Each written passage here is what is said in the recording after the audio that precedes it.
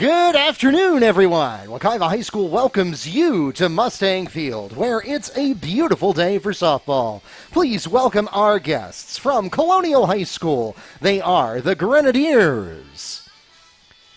And they'll be taking on your Wekiva High School Mustangs.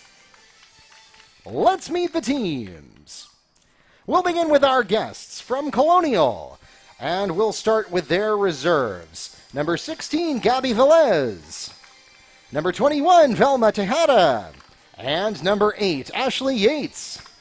The starting lineup for the Grenadiers, the leadoff hitter, and behind the plate at the bottom of each inning, number 3, Bella Baez. Second in the lineup, second baseman, number 24, Brielle Rosa. Third in the lineup for Colonial, third baseman, number 32, Addie Arlotta. The cleanup hitter for Colonial in the four-hole is shortstop, number 15, Alex Baez. Fifth in the lineup for the Grenadiers is center fielder, number 13, Olivia Aleman. Sixth in the lineup for Colonial, left fielder, number 9, Jalen Walker.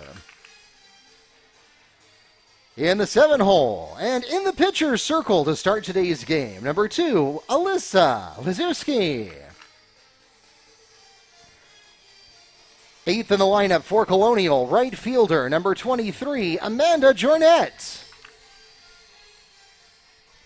And finally, for the Grenadiers, batting ninth, first baseman, number 5, JJ Torres. And the Grenadiers are managed by Coach Elliott Smith.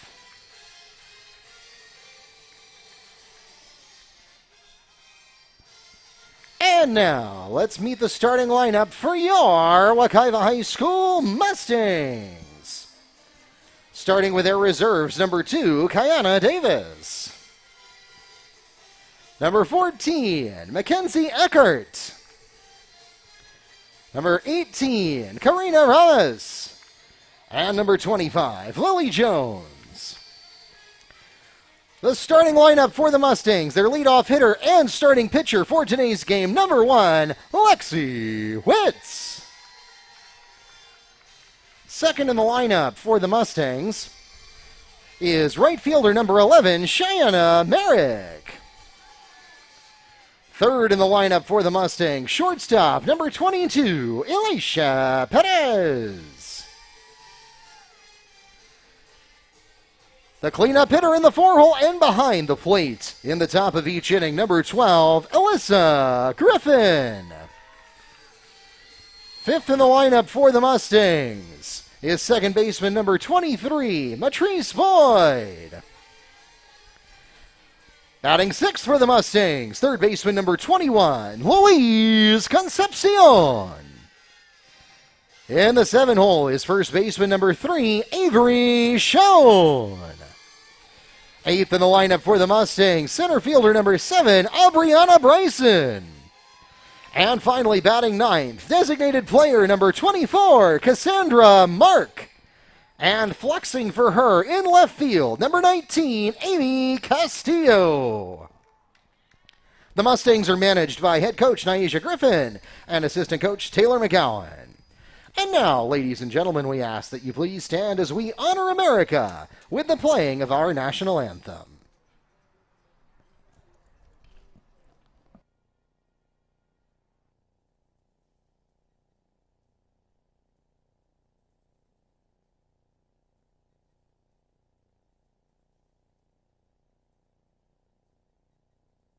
Once again, ladies and gentlemen, we welcome you to Mustang Field, and those of you in the ballpark, we remind you that today's game is being live streamed on YouTube and the NFHS network. If you have friends and family who would like to join us who are not able to get here in person, the channel name is Wekiva Sports on YouTube. Just pull that up on your favorite computer, smart TV, or mobile device, and we also simulcast that broadcast on the NFHS network. If you have friends and family who are members there, they can join us that way as well.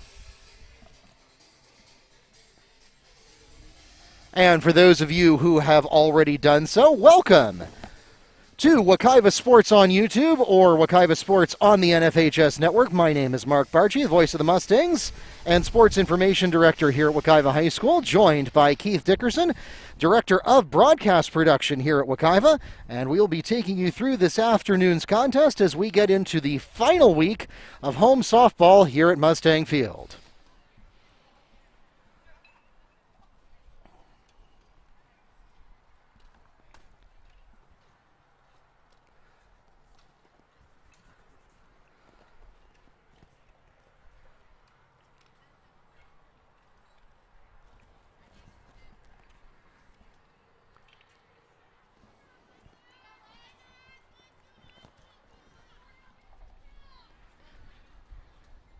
The Mustangs come into this game with a 4-9 record. 4-10 after we get that updated from the last couple of games.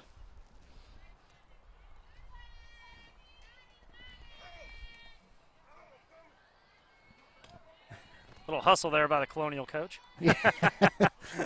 Like, oh, all right, let's get ready to do this. And as we enter the top of the first inning, once again, the leadoff hitter for Colonial, catcher number 3, Bella Paez. And she'll start with a quick little pop-up, and, well, that's all there was to that at-bat. Lexi Witz makes the fly catch, and that puts one away for the Grenadiers. Next at the plate for Colonial, second baseman number 24, Brielle Rosa. Now, if she can manage that 20 more times, she can do what yeah, this could be a very short afternoon. I saw that a college girl pitched a no-hitter yesterday. I think it was in Tennessee or somewhere.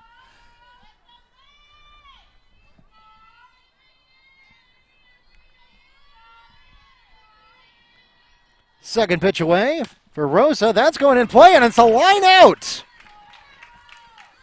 Louise Concepcion makes the line out play at third base. 2 away for the Grenadiers. Next at the plate for Colonial, third baseman number 32, Addie Arlotta.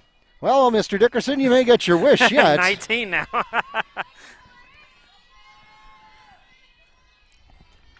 This could go down as one of the fastest half innings on record if Witz can do that one more time. And looking at strike one there.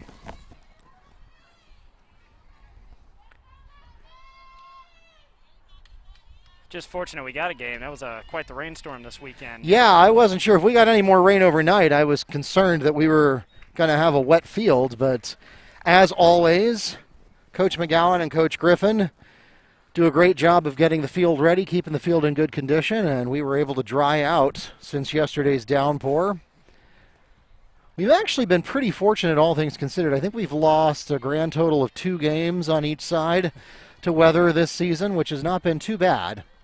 You and I have only had to run once, I think. So yeah, I've only gotten drenched once so far. That one's going in play, headed towards center field, and it is going to drop ahead of Bryson, who I will not charge with an error for that because she realistically couldn't have gotten there even if she'd played it cleanly. So Arlotta singles into center field. Next at the plate, shortstop number 15, Alex Baez.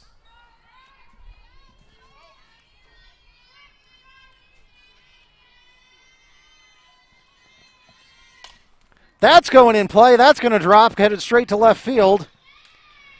And now we've got runners at 1 and 2. Baez singles on a liner into left field. That puts runners at 1 and 2 for center fielder number 13, Olivia Aliman.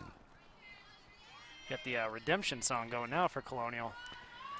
Yeah, it looked like we were going to have a 3-up, 3-down kind of inning. And then Arlotta and Baez got the Grenadiers on track.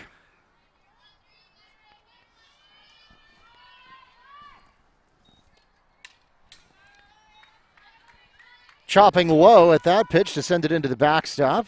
We're going to see how many half innings we can get through here before that GoPro gets dislodged. No, don't say that. I have the finest Velcro holding it right now, so. That's in play going to third, and the force out is there. Smart play as Luis Concepcion makes the force out at third, and that takes us to the middle of the first inning. In that half inning, the Grenadiers picking up no runs on 2 hits with no Mustang errors, leaving 2 on base, and the score stands 0-0 at the end of the first half inning. We'll be right back.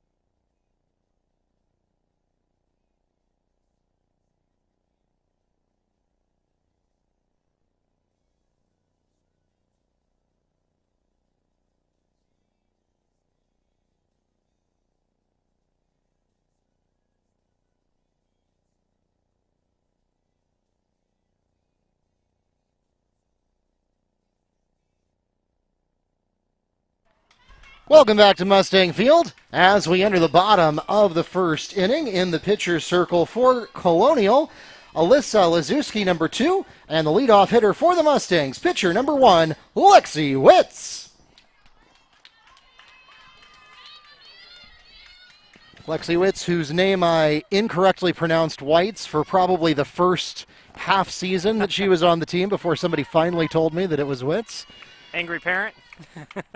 You know, the parents are surprisingly understanding about that, although I do tell them, like, no kidding, if I'm saying it wrong, tell me.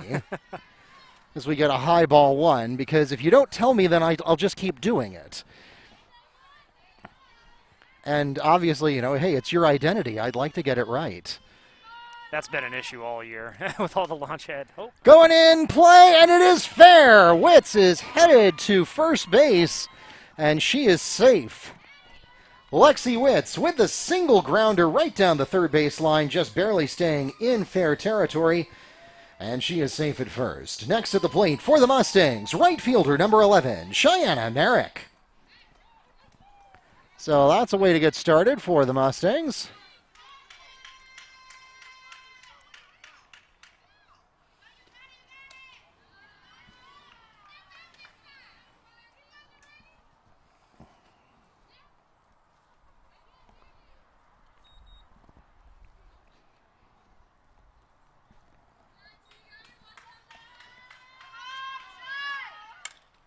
That one looks like it's going to drop if it goes, and it is. It bounces off of the left fielder.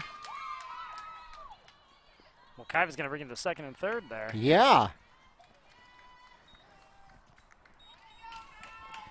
So that's an error on Amanda Jornet. Lexi Witz advances to third as Merrick joins her at second. Next at the plate for the Mustangs, shortstop number 22, Alicia Perez.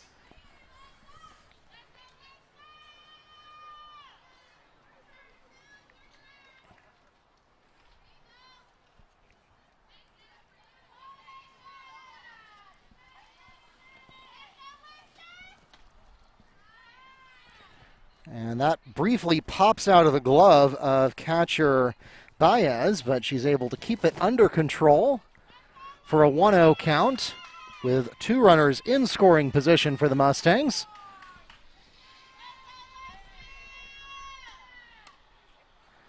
And almost exactly the same play there, except this time it was a strike. Pops out of the glove of Baez, but still stays in control in the batter's box, so the runners are not able to take advantage, and we end up with a 1-1 count.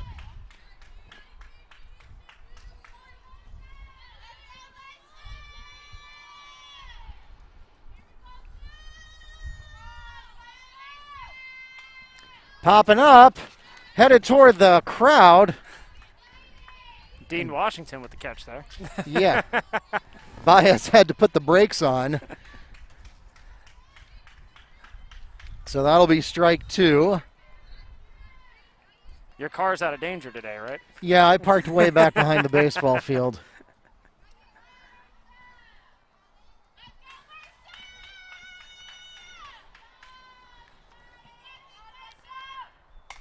That's going to drop somewhere. And 3 Grenadiers stare at it. Big miscommunication there. Lexi Witz comes home to put the Mustangs on the board.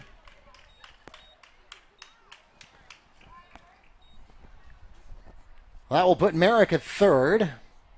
Perez at second. And we'll pause for a Grenadier timeout.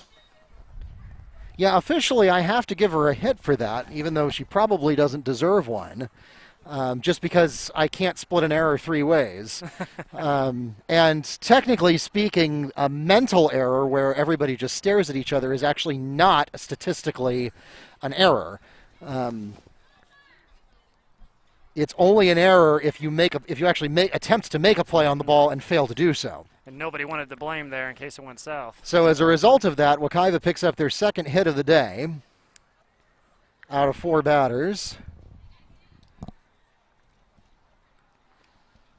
So runners still at 2 and 3. 1 run on the board. Next at the plate for Wekiva, catcher number 12, Alyssa Griffin.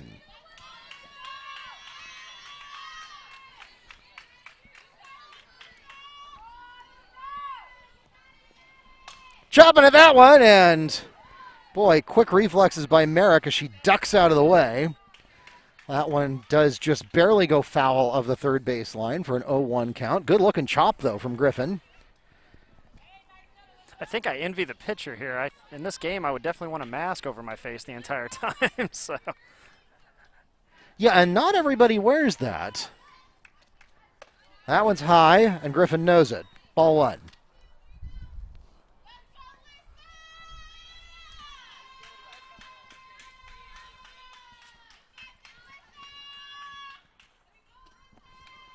Swing and a miss. Now a 1-2 count. Keep in mind, Wekiva still has no outs on the board and has 2 runners in scoring position. So that's a good place to be here in the top or bottom of the first. And it looks like it's going to be more, maybe. And is going to drop. And we've got 2 runners coming in. Alyssa Griffin with a double deep into left field, and it's 2 RBIs for her, in addition to 2 bases for herself. Wekiva going to have a clean count again, like you just said. Next to the plate for Wekiva, second baseman number 23, Martrice Boyd. But first, coming in at second base, as a courtesy runner for the catcher, number 13, Mackenzie Eckert. Okay, so now we're down to just having a runner at second.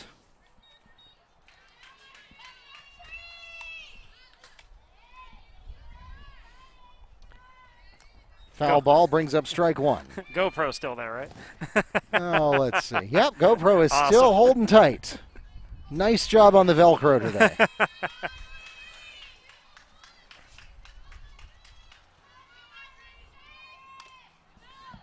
That one is going foul for an 0-2 count. So now Boyd will have to battle back here as Wekiva gets into the 5th position of their lineup.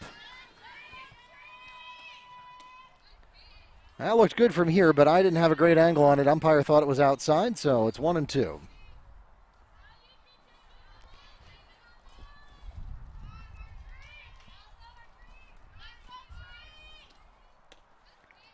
inside. That's a gutsy move by Boyd there to let that one go by with a 1-2 count against her. But she didn't like it. The umpire didn't either. And now we've evened the count at 2-all. That one she will swing at and miss.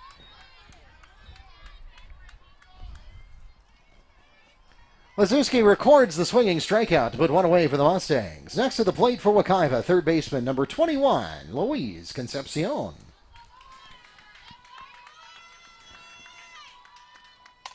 And she'll swing at the very first pitch. It's headed toward left field. It's over the head of the left fielder. Rounding third, there. Tripping up.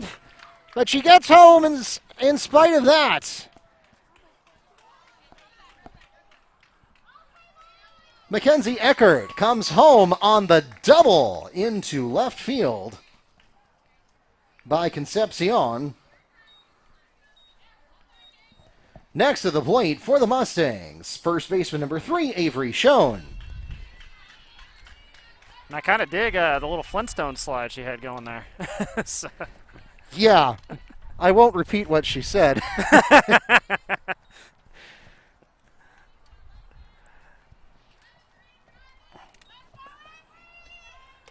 Swing and a miss, strike 2.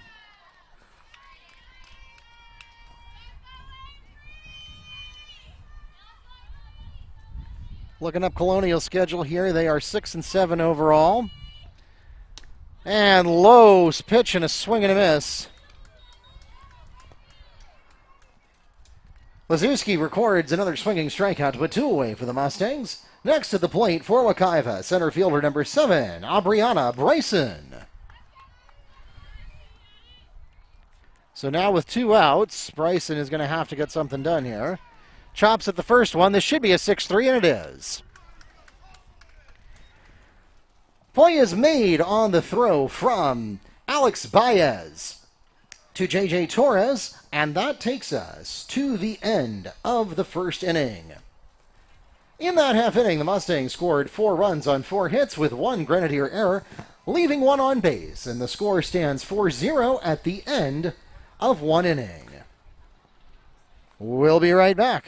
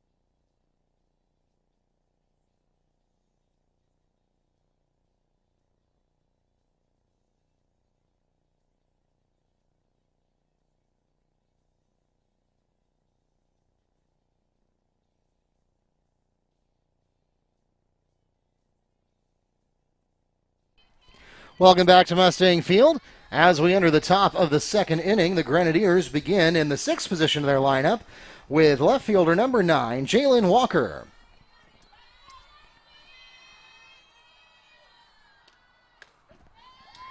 And Witz opens with a called strike against her.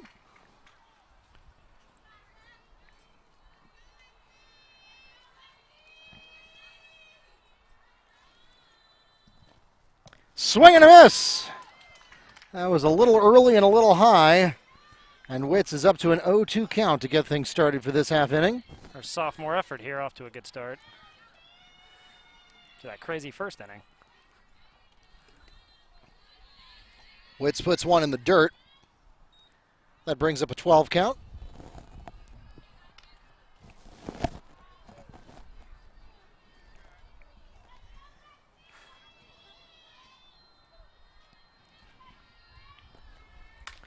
Chopping at that one, it's headed toward shortstop. And she got her. Play is made on the throw from Elisha Perez to Avery Schoen. One away for the Grenadiers. Next at the plate for Colonial, pitcher number 2, Alyssa Lizuski.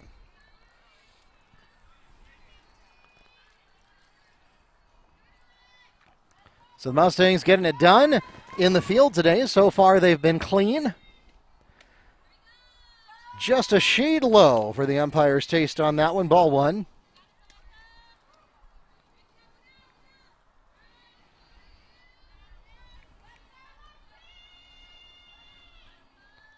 Second pitch away, that one's in the dirt, and Lizuski knows better than to be tempted by that.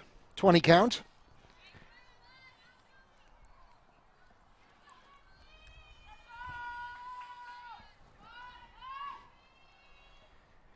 Comes pitch number 3, swing and a miss!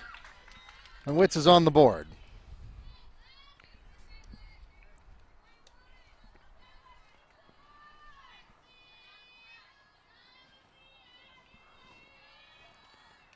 That one also looking a little bit low there, but Lizuski chops at it anyway and manages to foul it to the backstop. That brings up a 2-2 count.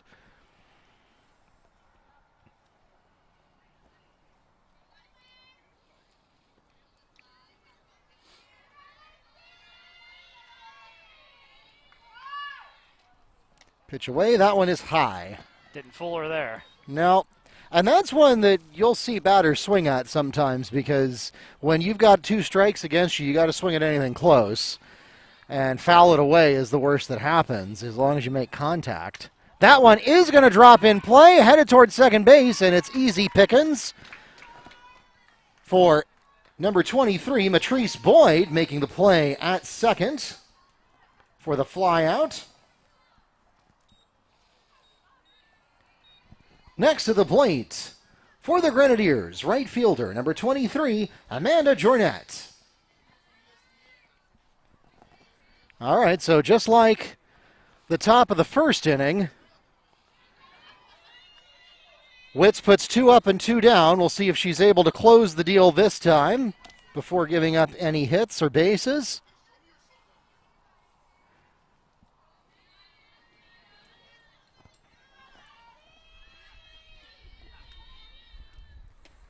A little bit low on that pitch. I don't know what it would have been called, but the world will never know that information because it's a swing and a miss for an 0-2 count.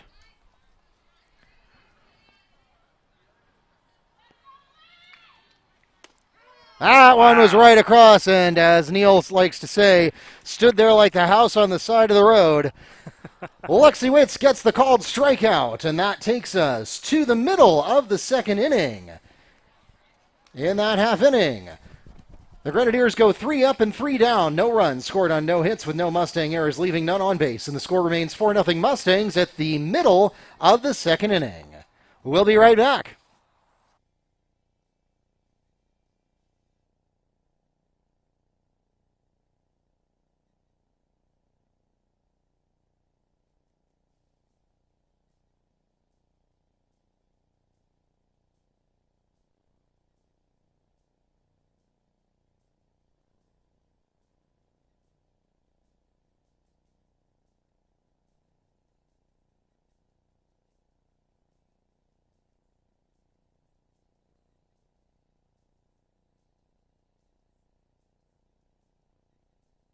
Ladies and gentlemen, we invite you to join us later this week. It is a busy week for Mustangs softball coming up.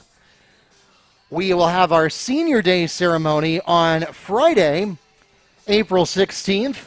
That'll be at 4:30 p.m., preceding the first pitch at 5 o'clock against Windermere Prep. So once again, that is this Friday. First pitch at 5 o'clock. Senior Day will be at 4:30. Both of those events, both the game itself and the Senior Day ceremony, will be live streamed on our YouTube and NFHS network channels. They will be on 2 separate events, so that you can go back and watch Senior Day 10 years from now without having to shuffle through the game. But again, 2 different events, same channel though, Wekiva Sports on YouTube and also on the NFHS network, and those will remain available for on-demand replay. As we enter the bottom of the second inning, the Mustangs will begin in the 9th position of their lineup with DP number 24, Cassandra Mark.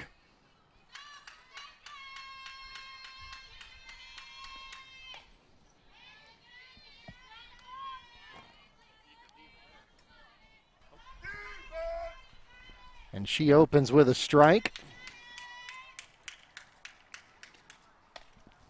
Second pitch away is a ball. So we'll open up with an 11 count for Mark.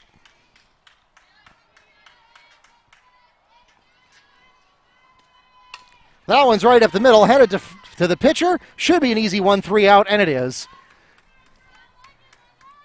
Play is made on the throw from Lazuski over to Torres for the 1-3 ground out. One away for the Mustangs, and now Wekiva returns to the top of the lineup card with pitcher number 1, Lexi Witz.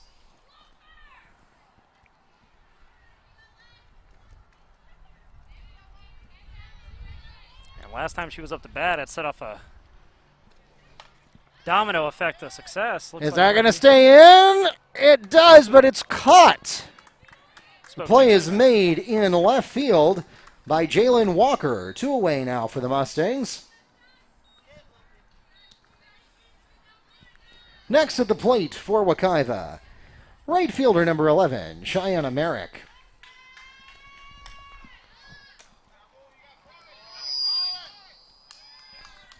And the foul out catch is made at third base by number 32, Addie Arlotta.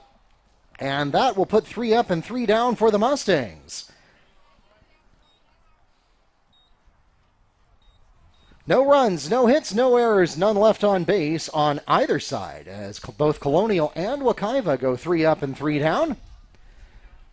And the score remains 4-0 at the end of 2 innings. We'll be right back.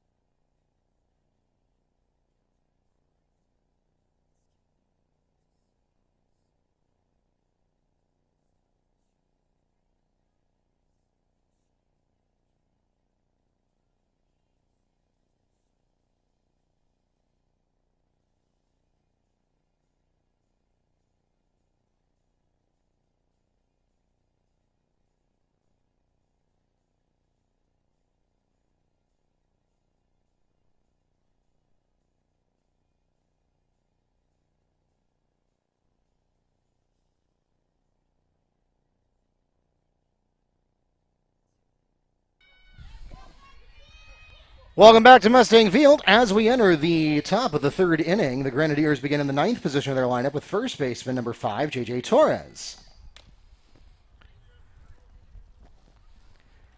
And she'll start with a foul ball. Thought she was getting a base there for a moment. Let's take a look at the pitching stats so far. Lexi Witz has thrown 6 balls and 18 strikes. That's not bad.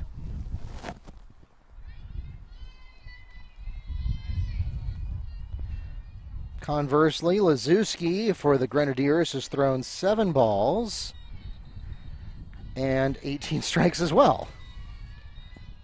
So pretty close, dead even just about on the pitch counts as Witch throws a ball there low and outside.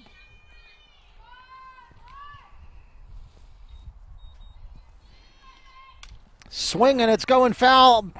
And yeah, that's in no man's land in foul territory.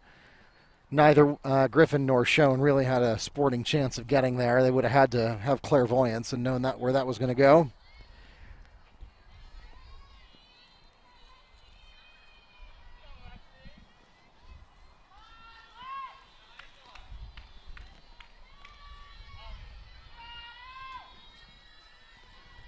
Pitch number 4 away. That one's in the dirt. Torres doesn't want anything to do with that. 22 count coming up.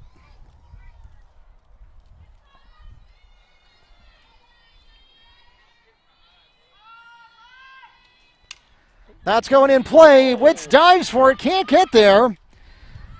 But the throw is made anyway.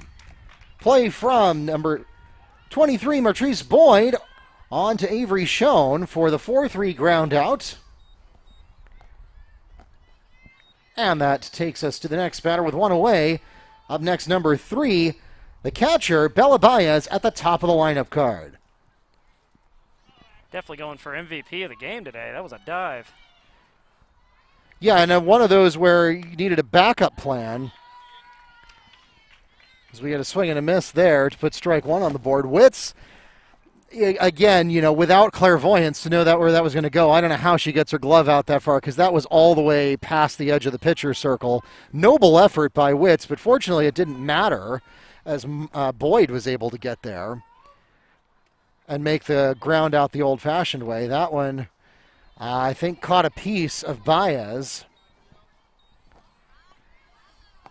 So Bella Baez advances to first. Next at the plate for Colonial, second baseman number 24, Brielle Rosa.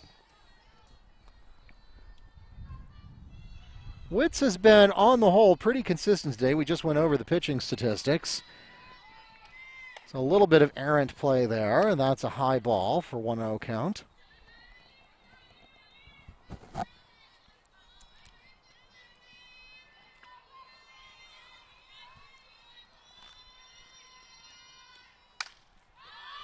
Going up. And coming down. Oh, but she can't hold on. Almost made the play at second, but just barely couldn't get there. Had to let go of that last foot there just to grab it. So I think I'd rather take the safe than a third base run. Next up for the Grenadiers with runners at 1 and 2, third baseman number 32, Adi Arlada.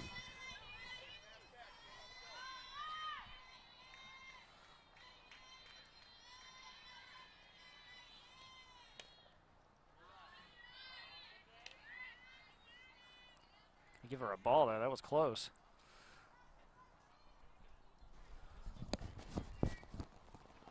Yeah, it was a tough play there in right field for Cheyenne Merrick. Nearly redeemed herself by getting it back to shortstop. That's getting the job done, though. Line out is made to third baseman Luis Concepcion to put 2 away. And no runners advance. Next at the plate, shortstop, number 15, Alex Baez. So Witz now with an opportunity to undo the damage that was done earlier on the hit batsman and the error in right field.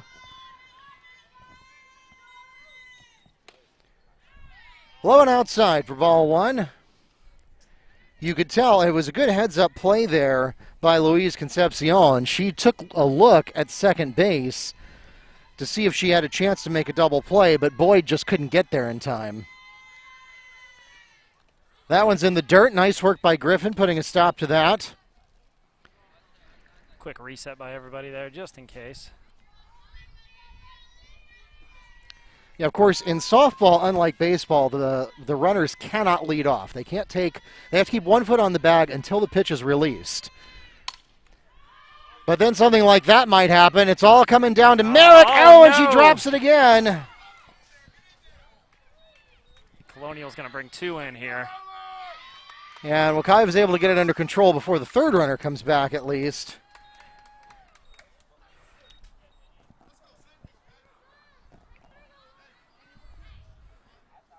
Baez and Rosa score to put the Grenadiers on the board with 2 runs. Next to the plate for Colonial will be center fielder number 13, Olivia Aleman, following this Mustang timeout. I thought Colonial had it going to the Maitland Boulevard there for a moment. That was a huge hit. Well, actually, it wasn't a hit because it did go right into the wheelhouse there of Merrick, and that should have been a fly out, which is, it's always difficult for me to call those because I couldn't catch that. But technically, no, that is not a hit for the Grenadiers, as Merrick had a reasonable chance to make a play on it.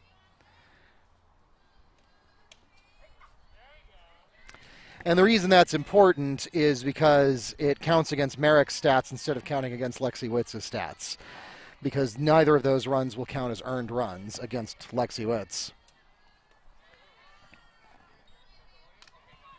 Oops. I just realized I didn't reset the count. I haven't heard a grunt. I think we're 2-0.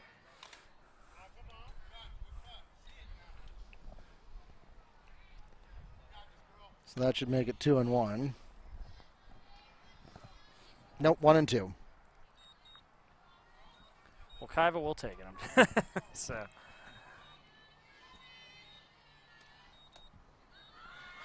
And we got a runner. Yeah, uncaught third strike. Did it slip through or hit the bat or?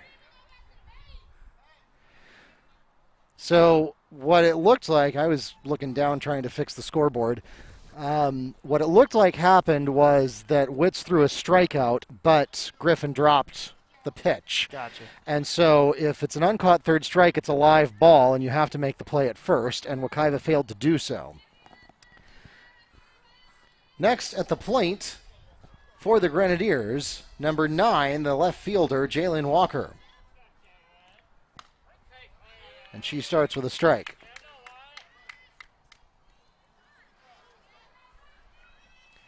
So, as usual, it's going to be a test of stamina. See which one of these teams runs out of gas first. There we go. There's the fly catch. Fly catch made at second base for the Mustangs by Martrice Boyd. And that will take us to the middle of the third inning. In that half inning, the Grenadiers picking up 2 runs on no hits with 2 Mustang errors. 4-3. Excuse me, 3 runs. I was checking our replay leaving too. 1 on base. Or excuse me, leaving 2 on base. And the score now stands 4-3 Wekiva at the end of 2.5 innings. Yeah, so that was where I missed that the runner came home on the uncaught third strike. That's what that was there on the throw. So 4-3 is the score. Mustangs still hanging in there, but not having a very clean third inning defensively. We'll see if they can clean that up as we get into the later portion of the ballgame. We'll be right back.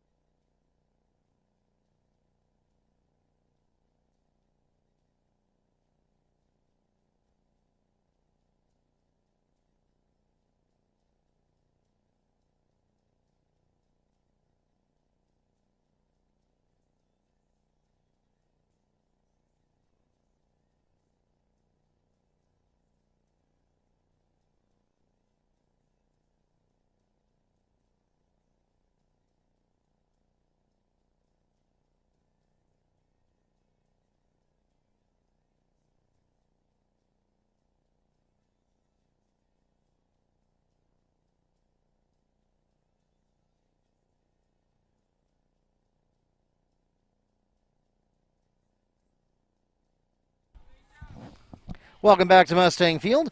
As we enter the bottom of the third inning, the Mustangs will begin in the third position of their lineup with shortstop number 22, Elisha Perez.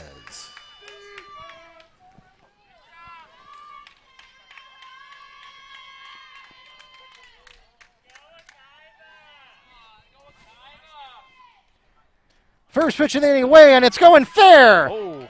Can shortstop get it under control? No, they cannot. Didn't want to risk throwing that away. No. Alicia Perez singles on a grounder into the left infield. Next at the plate for Wekiva, catcher number 12, Alyssa Griffin.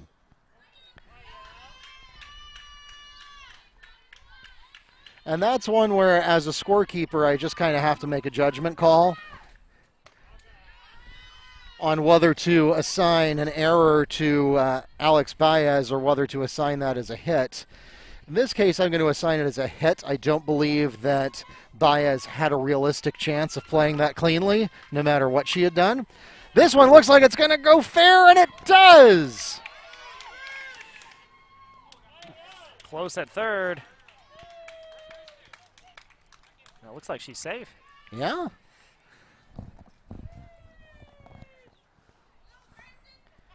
Alyssa Griffin hits a double into left field. That puts runners at 2 and 3 for second baseman number 23, Martrice Boyd. So the Mustangs now have 2 runners in scoring position with no outs. That's a great place to be.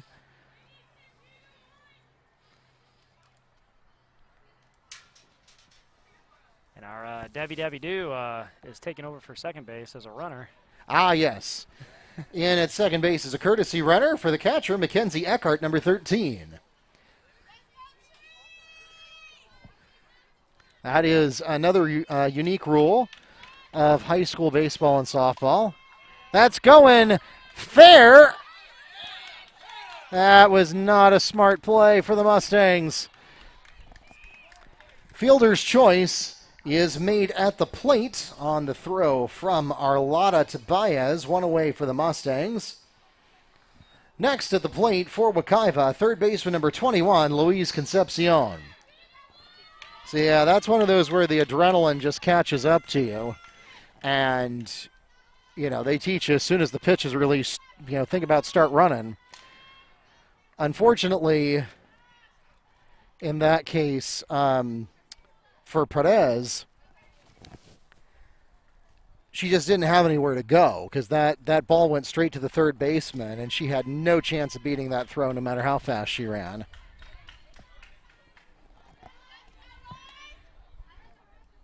At that point, you're just counting on Colonial to make an error, and they did not.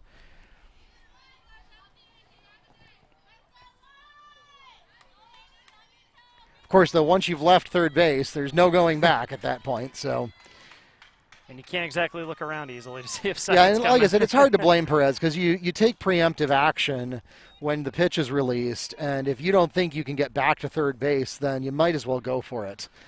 So it was just kind of an unlucky break for Wekiva. You can't really pin that on Perez too harshly.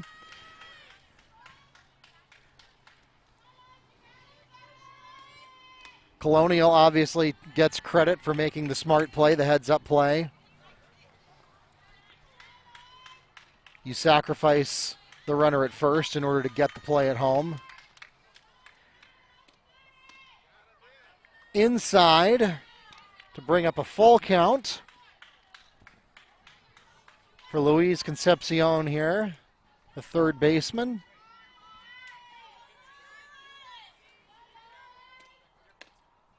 And that's inside.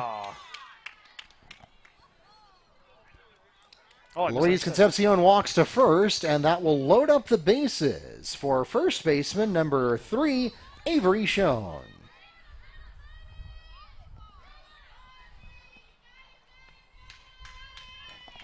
So you heard some groans from the Colonial side. That was close, but the umpire ruled it inside.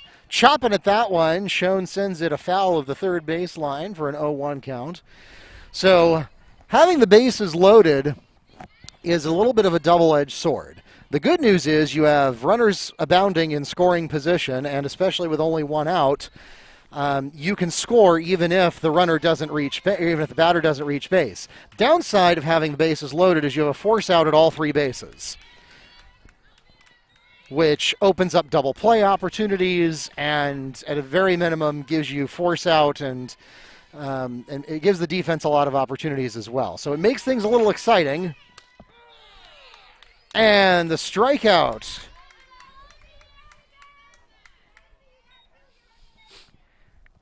Shown caught looking as Lazuski records the strikeout. 2 away for the Mustangs. Next at the plate, center fielder number 7, Brianna Bryson. That's going to second. And now you don't have that luxury of the runner not having to reach base as the play is made on the throw from Rosa to Torres. And that will take us to the end of the 3rd inning, stranding 3 runners on base for the Mustangs. Wekiva picking up no runs there on 2 hits with no Grenadier errors. Leaving 3 on base, the score stands 4-3 Mustangs at the end of 3 innings. We'll be right back.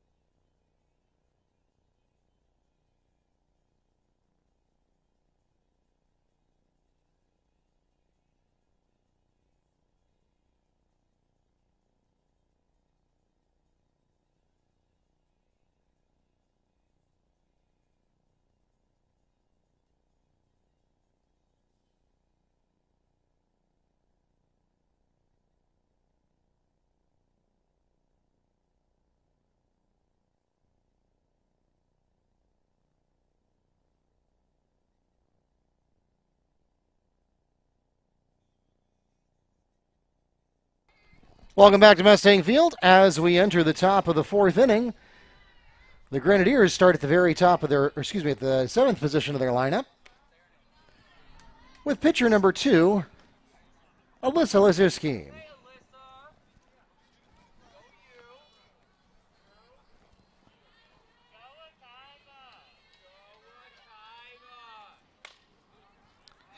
That goes afoul of the 3rd baseline.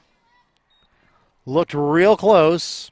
Perez wise to not get too far in front of that one because that almost certainly would have been a base hit if it had stayed fair.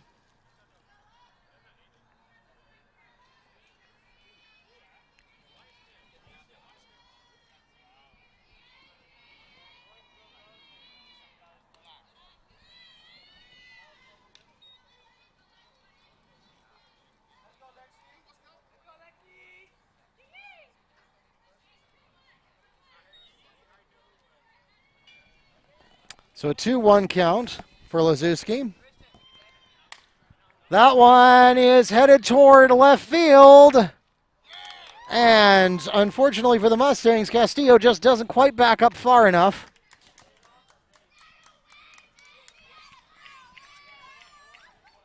Lazuski drops one into left field and is safe at second.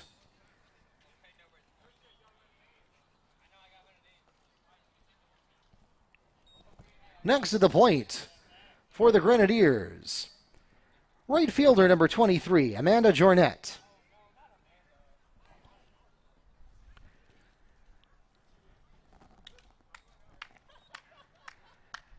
And we'll pause here for some words from Coach Smith.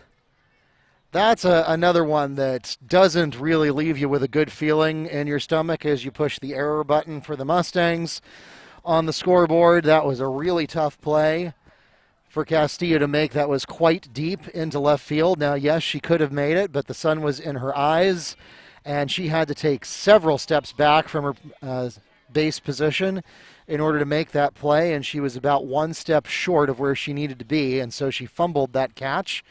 But that's one of the most difficult catches to make in the sport. High ball puts a 1-0 count on the board for Jornet.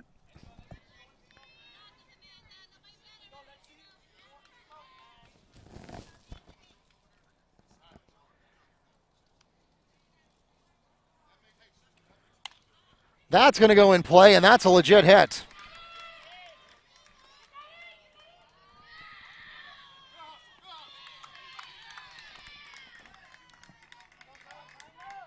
Jornet picks up the RBI single with a line drive right down the first base line.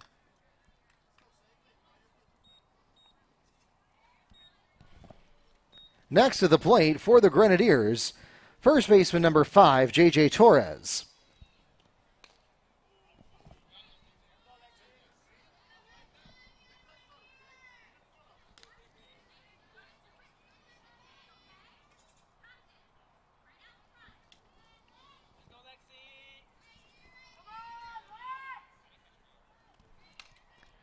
That goes straight to Witz, making the play at second, trying for the double play, did not get it.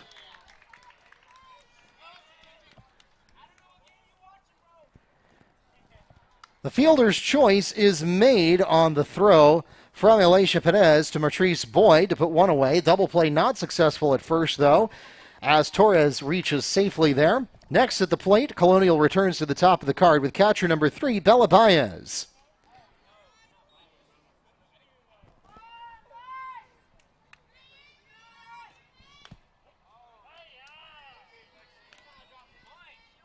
And we'll open with a strike.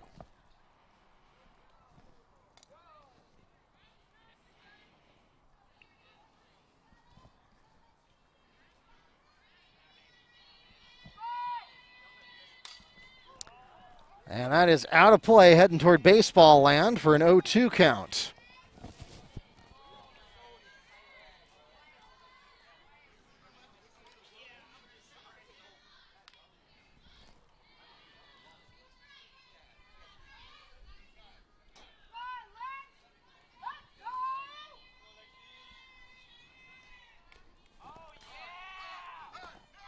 Baez manages to catch a piece of that one to stay alive.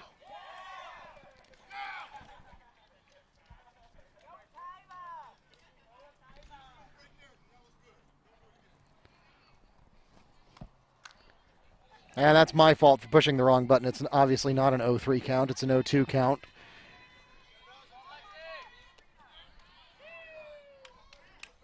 So now 1-2. Unfortunately, if I try to change it to 2, it'll mess up the pitching stats. So it's better to just leave it the way it is. I have a button to track foul balls in excess of the strike limit to keep the pitching stats accurate. I just didn't push it. That one's dropping toward left, and it's caught! The play is made in left field by Amy Castillo. 2 away for the Grenadiers. Next to the plate for Colonial, second baseman number 24, Brielle Rosa.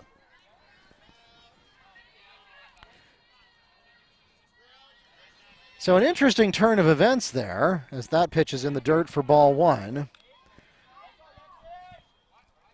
It wouldn't have surprised me if Torres had taken off for second there, figuring that she could get there before the ball came back from left field. But she decided to take the more conservative move. This is going to drop in no man's land.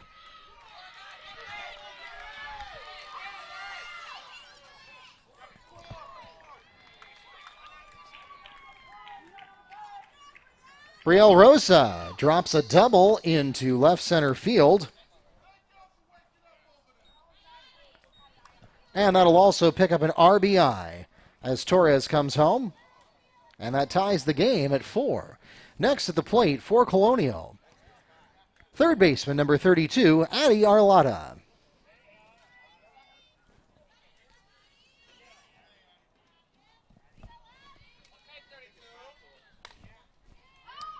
That one's headed back to the same place, and it's going to drop all the way to the back fence.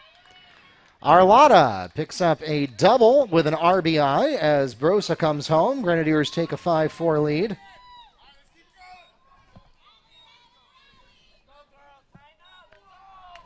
Next at the plate for Colonial, shortstop number 15, Alex Baez.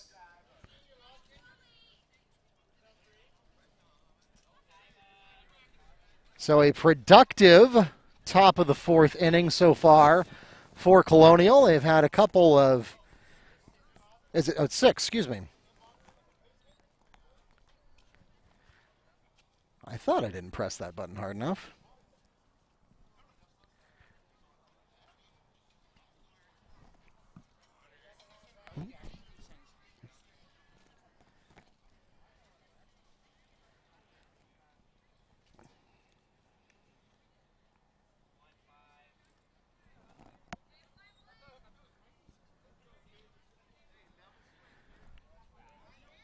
So Alex Baez steps to the plate with 2 outs on the board, runner at second. And opens with a strike looking.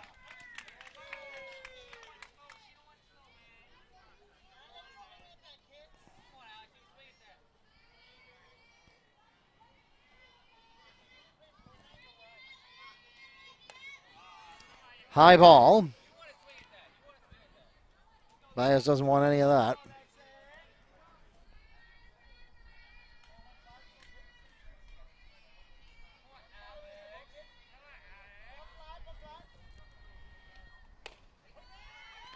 That one is a shade low, but still close enough to the strike zone to earn a grunt from the umpire. 1-2 coming up. Isabella and Alex Baez, both juniors. Bella in the first position of the lineup. Alex in the fourth. Swing and a miss. Well, no, that did make contact.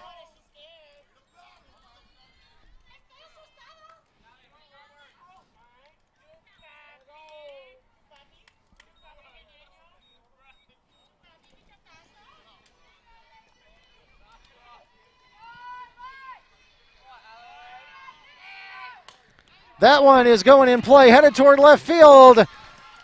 Mustangs can't get there in time, and that's going to score a run.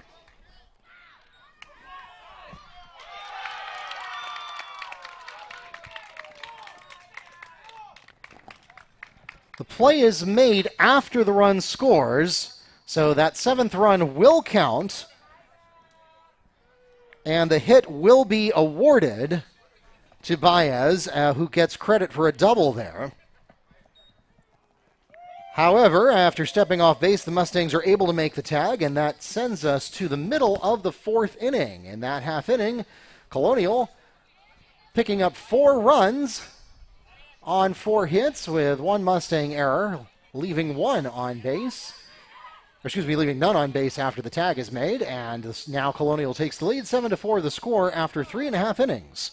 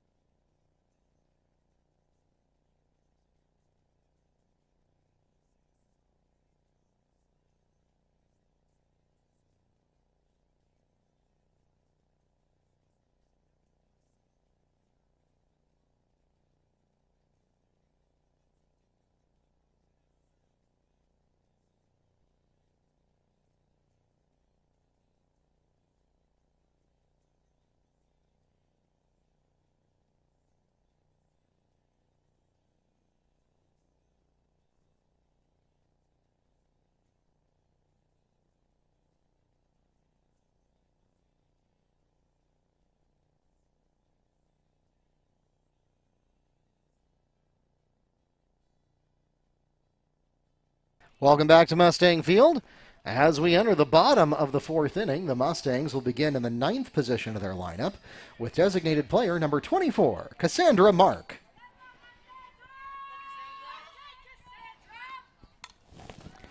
And she'll take a swing at the first pitch, and Just a little late on that swing, sends it a foul of the first base line, 0-1.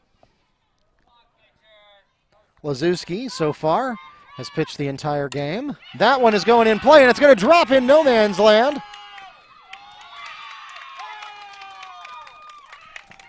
Cassandra Mark beats the throw to first after dropping one into right field for the Mustang hit.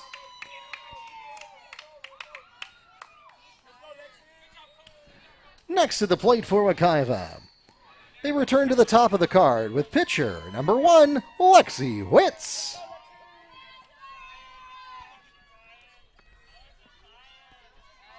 So the Mustangs open with a good clean hit. Witz has an opportunity to do some damage here. She chops at that one a little early and a little low. It fouls over the home dugout.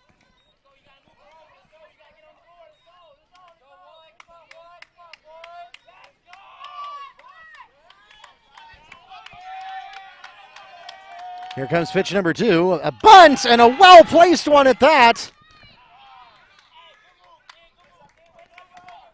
Lexi Witz on the sacrifice bunt is thrown out at first, one away for the Mustangs, but it does advance Mark on to second. Next at the plate for Wekiva. Checking into the lineup, number 2, Kiana Davis.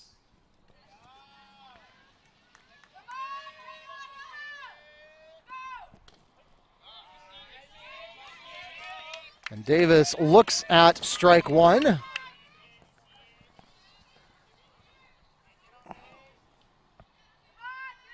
Second pitch away. That one's going in play. It's fumbled. And the throw is beaten to first.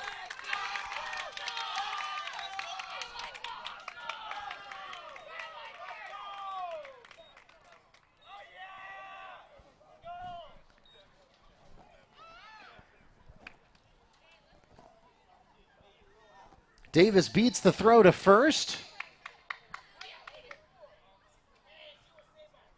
Meanwhile, that advances Mark onto third. Runners at 1 and 3 for the Mustangs now. And next at the plate for Wekiva, shortstop, number 22, Elisha Perez. So that's another one that it's a close call. I did assign an error to the pitcher there because I believe that if she had fielded that cleanly, the play would have been made at first, although it would have advanced Mark to third regardless, since there was no force out there.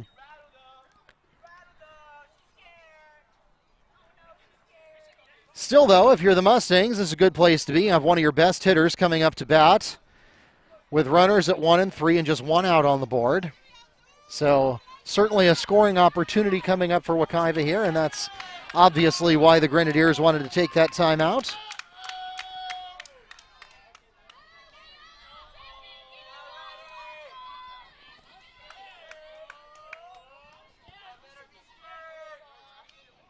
First pitch away, and it's called inside for ball 1.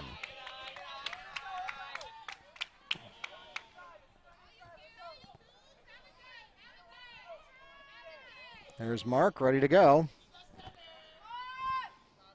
High for ball 2.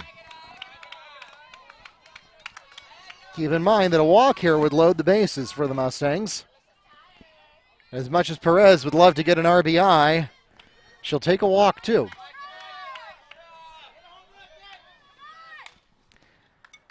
And it touches the ground first. Here's the play at the plate.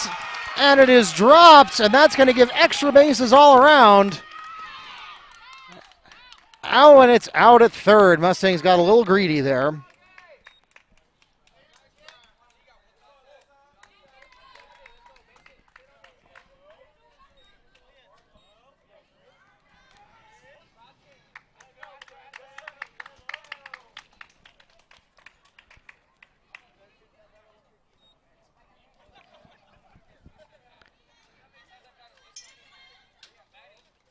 Next to the plate for the Mustangs, catcher number 12, Alyssa Griffin. So now a runner at second. Swinging at that one. Is it going to drop? No, it's foul. Out of play. It's headed back toward where my car is parked.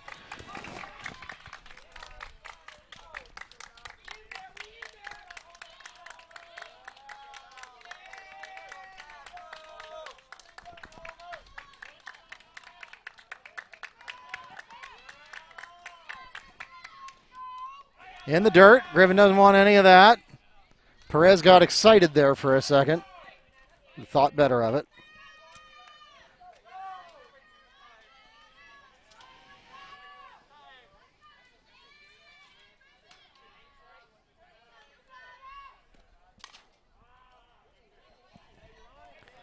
Another foul. That brings up a 12 count for Griffin.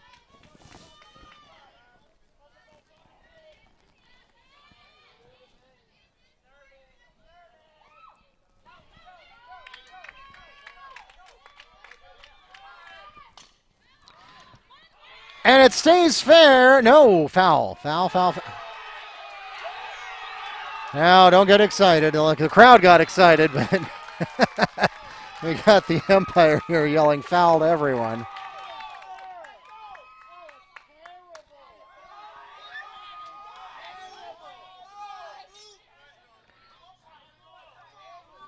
Yeah, bring it all back.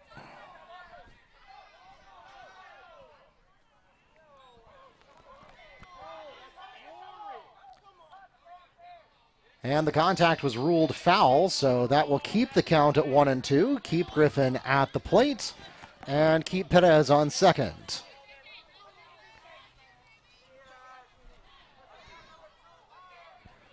Boy, that was a good look, though. That was almost there. All right, this one is definitely staying fair, and we're going to get runner interference.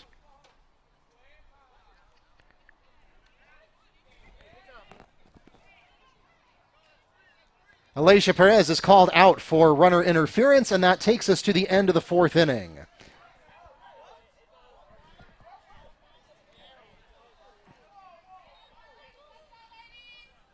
In that half inning, the Mustangs scoring 1 run on 1 hit with 1 Grenadier error, leaving 1 on base, and the score stands 7-5 at the end of 4 innings.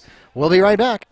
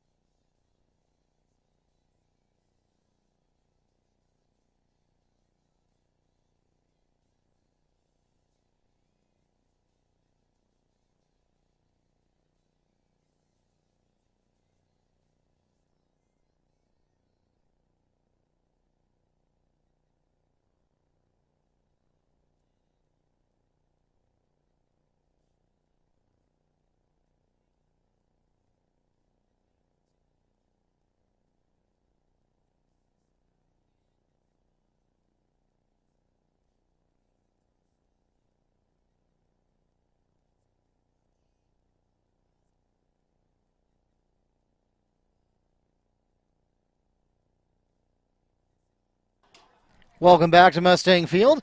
As we enter the top of the 5th inning, the Grenadiers begin in the 5th position of their lineup with center fielder number 13, Olivia Alivan.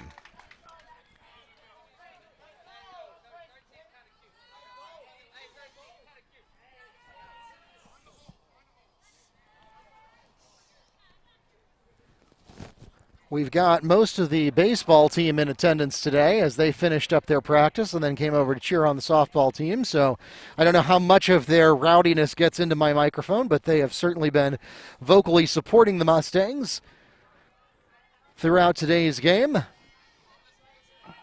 First pitch is away. It's a swing and a miss for strike 1. Lexi Witz starts her 5th inning of play for the Mustangs. She has pitched a complete game so far.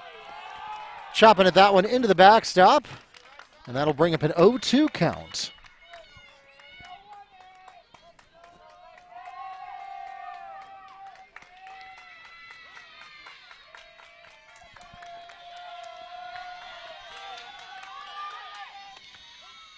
And a called strike. As Neil says, stood there like the house on the side of the road. And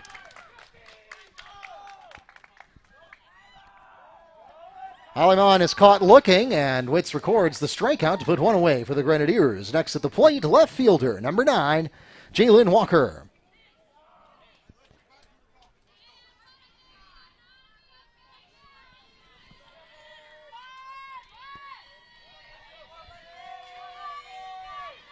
Here comes the first pitch, and chopping at that one. It's going to go fair. Over to first, and there's the play. Play is made on the throw from Luis Concepcion to Avery Schoen for the 5-3 ground out. 2 away for the Grenadiers. Next at the plate for Colonial.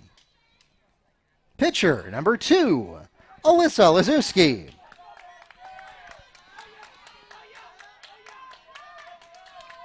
Witz with an opportunity to go 3 up and 3 down here. That one's low for ball 1.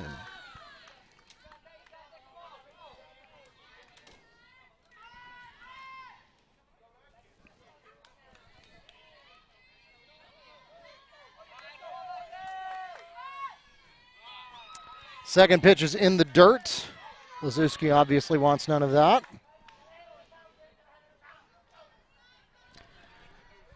Coach Smith very animated over there on third base. Here comes the pitch. That one's in place. Perez, throw, and the catch is made. Play is made from Concepcion to Schoen for another 5-3 ground out, and that'll take us straight to the middle of the 5th inning as the Mustangs put 3 up and 3 down. No runs, no hits, no errors, none left on base. And the score remains 7-5 at the middle of the 5th inning. Ladies and gentlemen, we've reached the middle of the 5th inning, and that can only mean one thing. It's time for the 5th inning stretch. I know the baseball team will help me out here with this.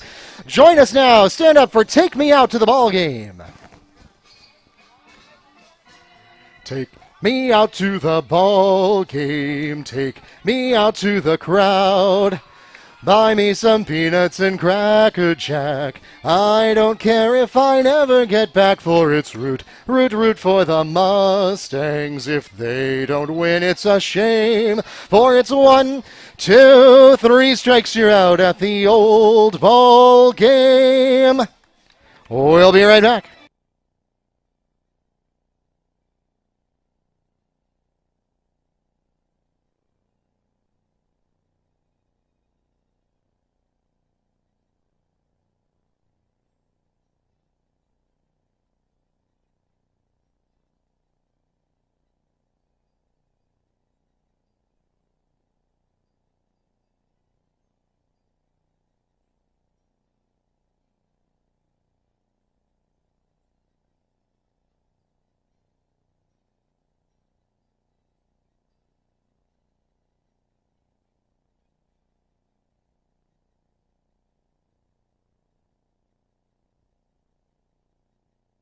Welcome back to Mustang Field.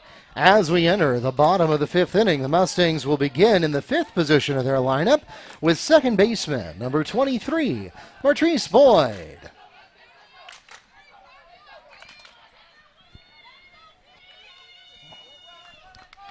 Lazuski remains on the mound for the Grenadiers, and that one is going to be called a strike.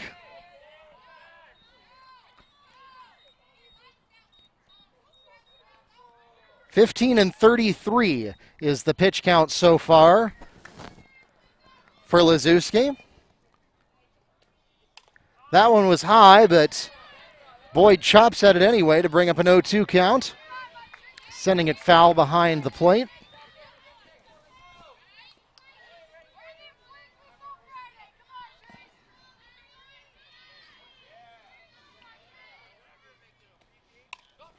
Another foul, and good heads-up play there by Baez, looking to see if she could make the play on the foul, but alas, was a little out of her reach.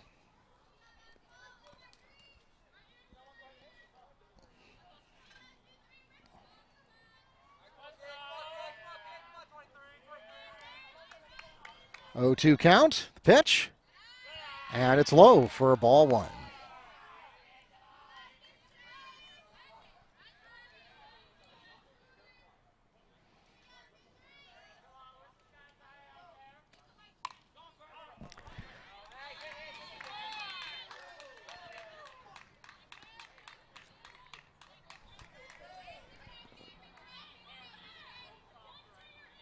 The line out is made for the Grenadiers by Lazuski.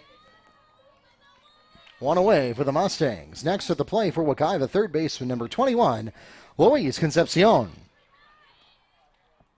And it hits her.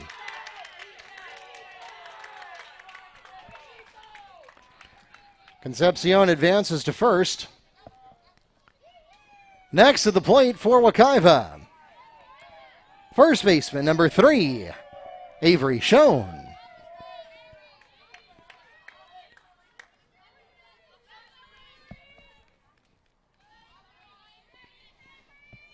First pitch away, that is headed into no man's land. And nevertheless, the play is made for the Grenadiers at second on the fielder's choice to Brielle Rosa. Schoen is safe at first. Next at the plate for Wekiva with 2 away now is center fielder number 7, Aubriana Bryson.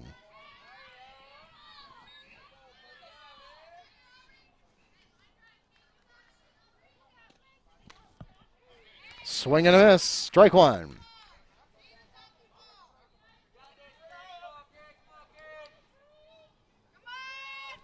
High-scoring game so far, both teams having a few challenges on defense.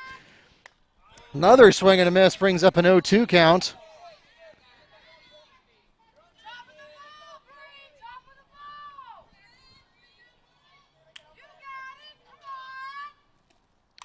That one is going to drop in foul territory if anybody can get there. And yes, foul out catch made for the Grenadiers by Adi Arlada, and that takes us directly to the end of the 5th inning. In that half inning, the Mustangs scoring no runs on no hits with no Grenadier errors, leaving 1 on base, and the score remains 7-5 at the end of 5 innings. We'll be right back.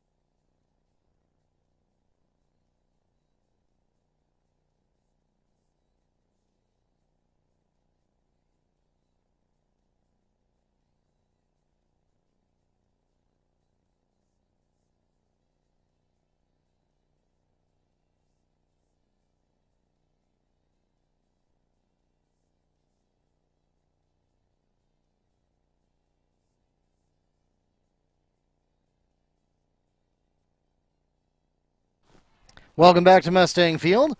As we enter the top of the 6th inning, Witz remains in the pitcher's circle for Wekiva. Next at the plate, Colonial will start this half inning in the 8th position of their lineup with right fielder number 23, Amanda Jornet.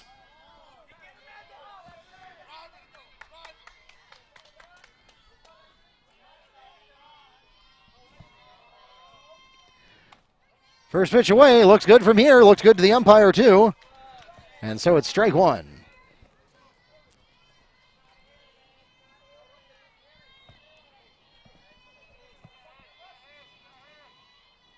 Second pitch away, that one is in the dirt. Nobody on base to take advantage of the wild pitch there. 1-1.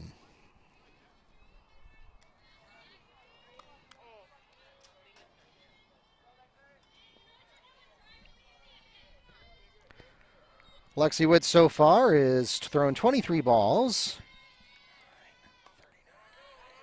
and 44 strikes. Add 1 to the ball count now to bring up 21.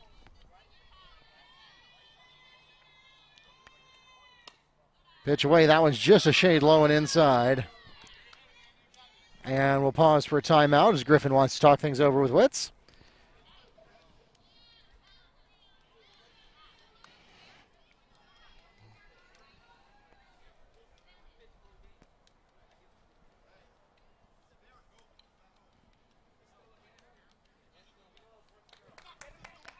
Three and 1 is the count at the plate. Mustangs trying to see if they have the stamina to see this one through. That one is right in the right spot, but it's cut into no man's land.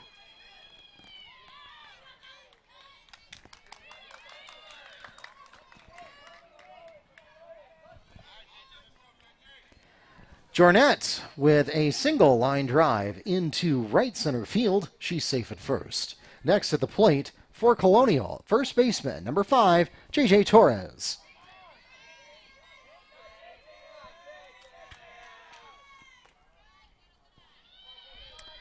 She opens with a ball.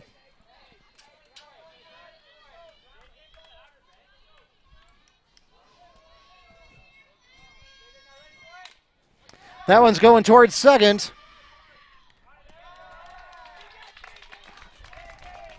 Play is made at first on the 4-3 ground out from Boyd to Schoen. One away for the Grenadiers, but it does advance Jornet on to second. Next at the plate for Colonial, they return to the top of the lineup card with catcher number 3, Bella Paez.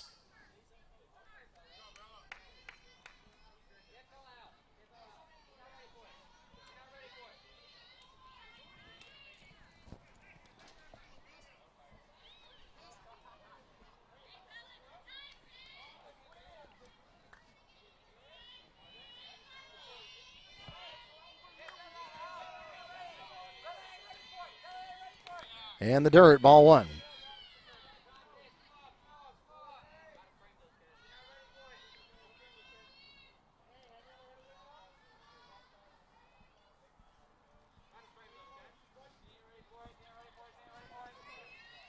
Second pitch is in the sweet spot. That's headed toward left field, and it falls fair. Rounding third and then headed toward home plate.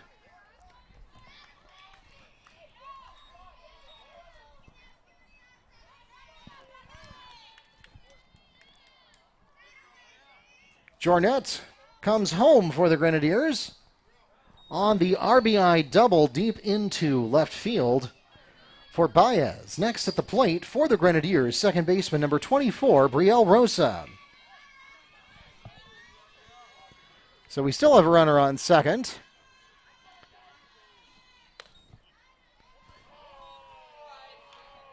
And we're going to get a ball to open things up here.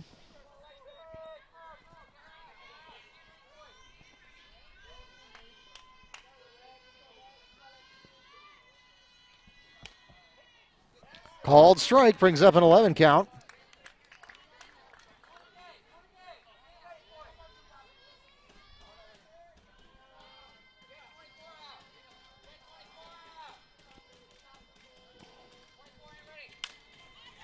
That's headed toward center field, and the fly catch is made.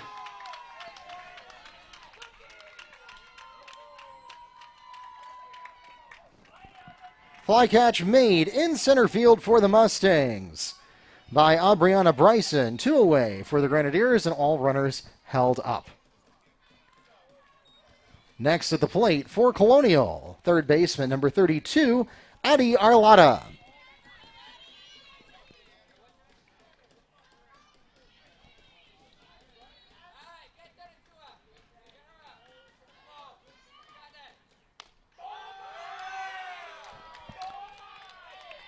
Arlada opens with strike 1.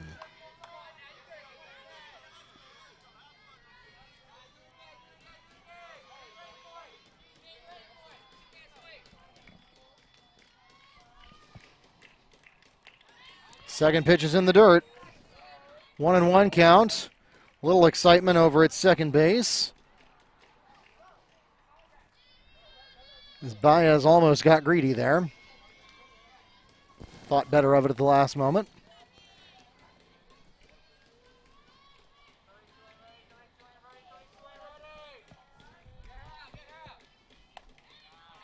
High ball brings up a 21 count.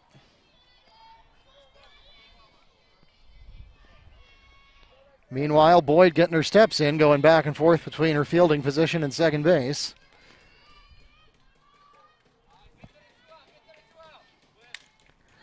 That's cut out of play. Headed back behind the crowd for 2-2.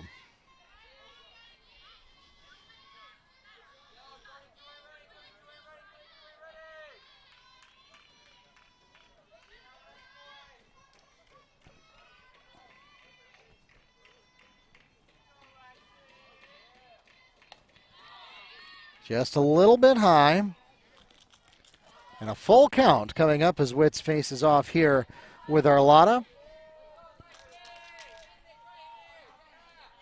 which I forgot to change. We'll fix that on your scoreboard now. Chopping to that one, it's going to go a foul of the third baseline.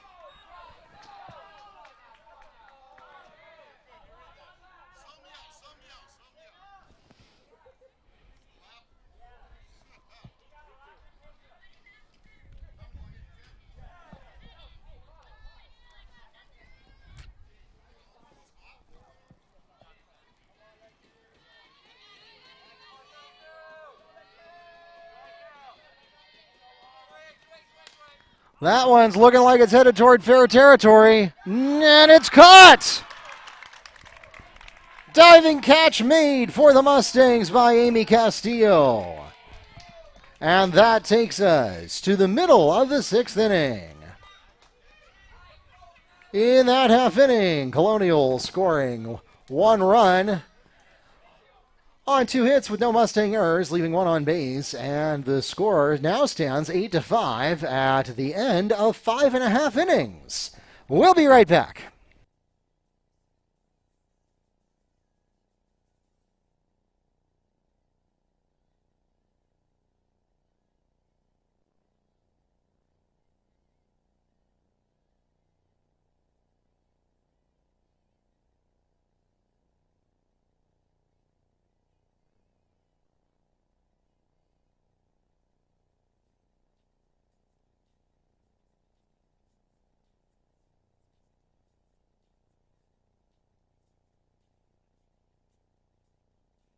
Ladies and gentlemen, once again, we'd like to invite you to join us on Friday for Senior Night. The Mustangs will be celebrating the class of 2021. First pitch against Windermere Prep is at 5 p.m., but the ceremony, plan on getting here about a half an hour before that so that you can join us in congratulating your senior class of 2021. Again, that's coming up this Friday. Both the Senior Day ceremony and the game itself will be live streamed, just like this game is being live streamed, on our YouTube channel, Wekiva Sports, as well as the NFHS Network. We hope you'll join us for both of those events. Again, that's coming up this Friday, ceremony at about 4:30, and the game to follow at 5 o'clock.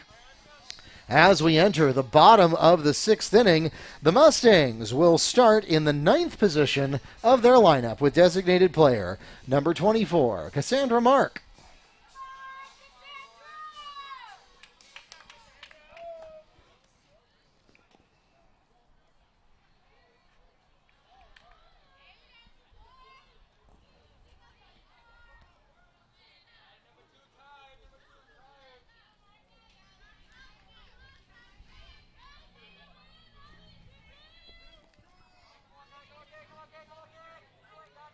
Back to live action. That sun is starting to get pretty horizontal here.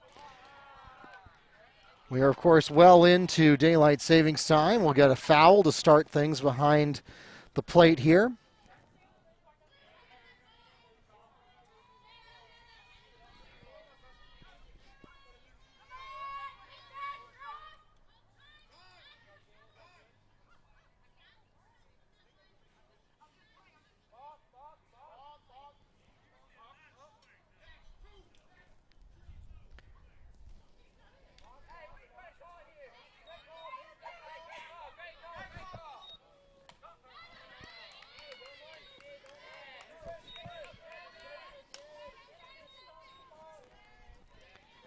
So clarification from the umpire that there was no swing on the first pitch, so that was ball one, and now that was a swing on the second pitch to bring up a 1-1 count.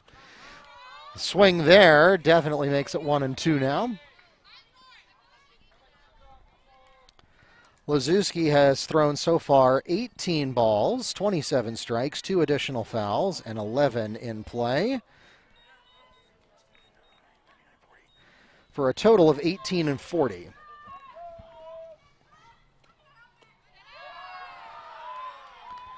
That one's in the dirt.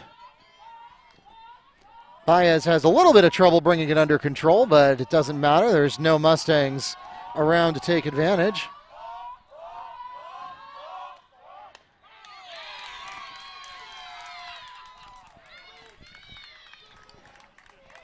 Mark is caught looking as Lazewski records the strikeout to put one away for the Mustangs. Next up, Wekiva returns to the top of the lineup with pitcher number 1, Lexi Witz.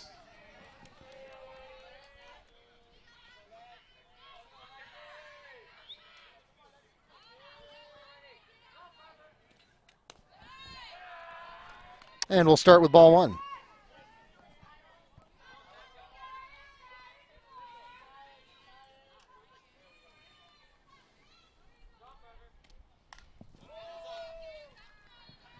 Out of play. Brings up a 1-1 count.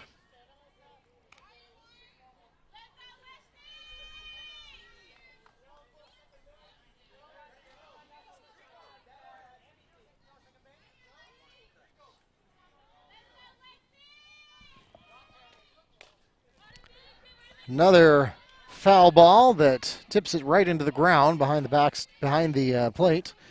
Brings up a 1-2 count, and Wekiva, of course, looking at a record of 4-11, which I think I misstated at the beginning of the game. That one's in the dirt to bring up a 2-2 count.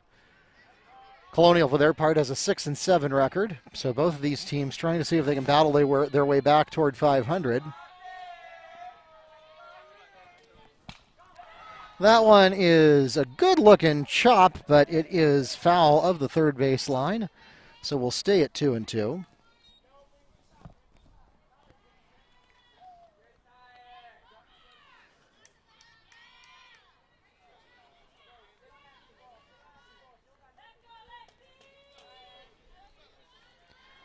Lexi Witz has a .406 batting average, and nothing will change about that with that pitch as it stays foul, just barely.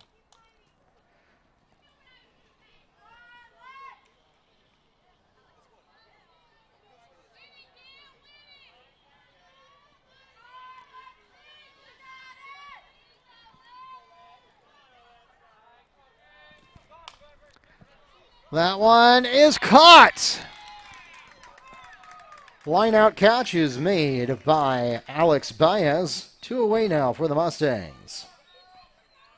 Next to the plate for Wekiva, number 2, Kiana Davis.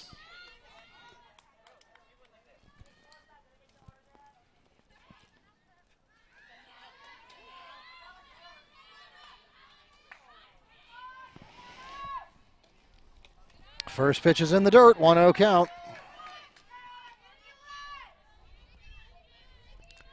You see how long those shadows are getting. That's definitely putting the sun right into Lazewski's eyes, as it does for Witz in the top of the inning. That one's in. No, that one is just catches the inside edge of the strike zone for 1-1.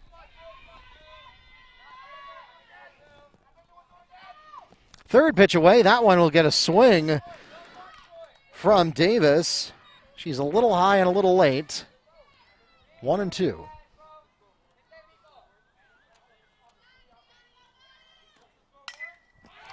That one is put in play, but the fly catch is made at second base by Brielle Rosa. And that takes us to the end of the 6th inning. In that half inning, the Mustangs scoring no runs with no Colonial errors, leaving one on base, and the score remains 8-5 at the end of 6 innings. We'll be right back.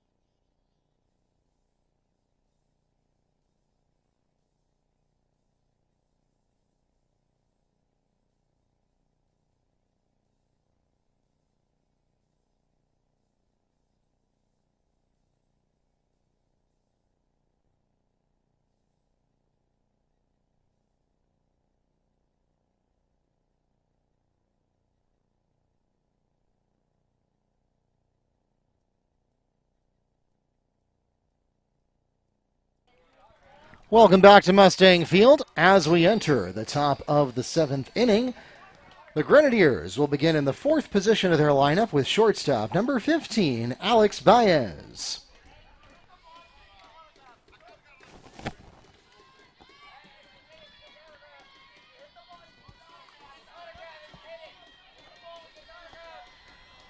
Witz has the first pitch away, and it was tempting, and it is going to get called a strike, even though Baez did not swing at it. Also welcoming back to the broadcast, Keith Dickerson, our broadcast production teacher and director of Mustang Wekiva TV, who stepped away for a grad class, and now he's back. So in case you were wondering, no, he did not just get extremely quiet or disinterested in the game. He had to step away for a few innings. I just had homework like all you dorks.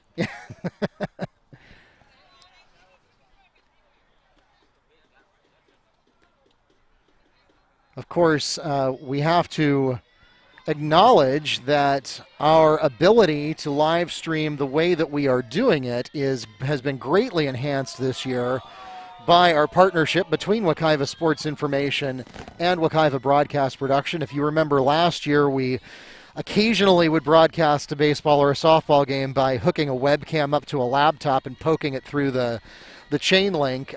This is obviously much better, and particularly in light of the pandemic this year, and our fans are at varying levels of comfort with returning to live action, and so we have wanted to make this available. Not to mention, you know, there are always a lot of fans, pandemic or not, who are just not able to get here. These games happen in the afternoon.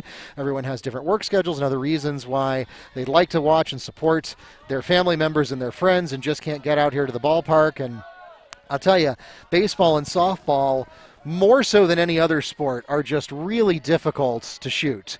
It's an awkwardly shaped venue. The ball travels very fast in very random directions. It is not like a lot of those sports like football or lacrosse or volleyball or basketball, where the camera is essentially just going back and forth and back and forth and back and forth, and really you just pan left and right and that's all there is to it. Baseball and softball very different and very difficult to get all the angles so that our fans can actually see what's going on as if they were here in the ballpark. So that one is going to go fair, and yeah, no realistic opportunity for the Mustangs to get a hold of that one. We're going to go to third. No, we're not going to go to third either. Second looks good enough there. Yep. Discretion being the better part of valor there, as Alex Baez picks up a double line drive deep into left field down the third base line. She's safe at second. Next at the plate for Colonial, center fielder number 13, Olivia Aleman. And she'll start with a strike. Yeah, I think we definitely earned the title of was it MacGyver or MacGruber? I'm always confusing those now. Yeah, MacGyver is the legitimate one. MacGruber is the parody. Maybe we're MacGruber a little bit, but making a lot with nothing. With the GoPros, some cables, definitely made it work this year. I know we're glad to be able to bring it to you, and again, we certainly want to recognize and appreciate that partnership between Wekiva Sports Information and Wekiva Broadcast Production that enable us to do something that at least to my knowledge, is not happening anywhere else in the state of Florida, as far as being able to put on something that at least approaches the type of game coverage that you see when you're on pay TV. That one's in the dirt, and an opportunity to pick up an extra base here. Yeah, she's going home. Coming home. Caught Wekiva sleeping there. Yep.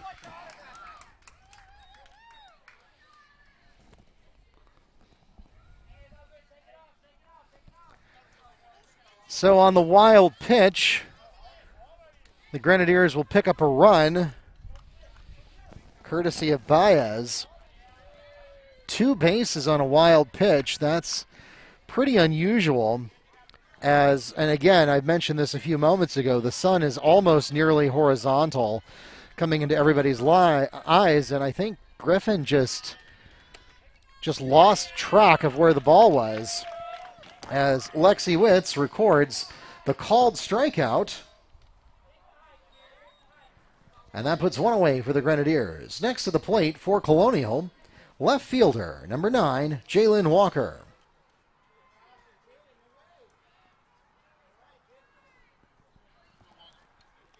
Yeah, and I think part of it was that Griffin lost track of where the ball was because of the sun in her eyes. Part of it was that she just didn't expect such a bold move.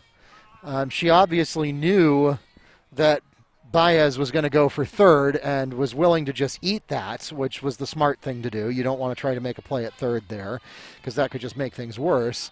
But I don't think that Griffin or anybody else really was expecting such a bold move from Baez to try to get 2 bases on the wild pitch. And it worked. So here there's contact as Aliman, or no, excuse me, that's number 9. That's Walker. Got a piece of her foot there. Next to the plate is pitcher number 2, Alyssa Lazuski.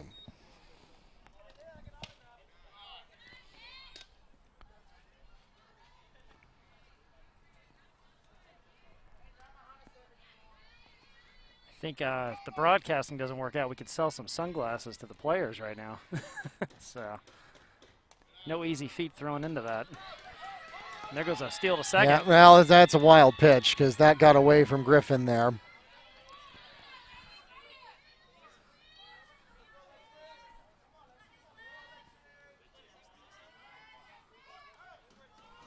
I haven't even lit up the first base yet. I guess I might as well just go ahead and light up second now.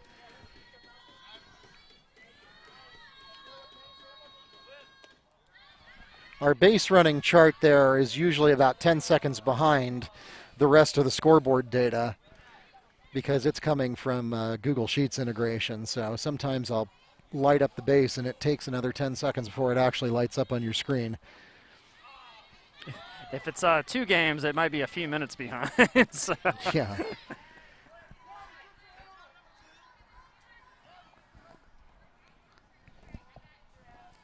Lazuski walks to first. Checking into the lineup for the Grenadiers, number 21, Velma Tejada. So this will be her first plate appearance of the game. Colonial looking to go 500 after today. They might walk out of here with it. And coming in at first base as a courtesy runner for the pitcher, number 16, Gabby Velez. So 2 lineup changes here. At the plate, we have an official lineup change as a pinch hitter. Well, that'll be Velma Tejada making her first appearance of the game. And then Gabby Velez, that is actually not a substitution. That's just a courtesy runner.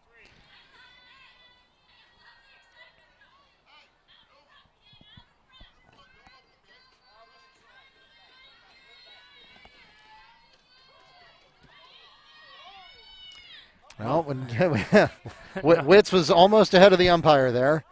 He didn't have his mask on yet. Did not have the return to play signal. I don't think they pay him enough to do that. That's low. Griffin makes a nice stop. Wasn't quite in the dirt, but close.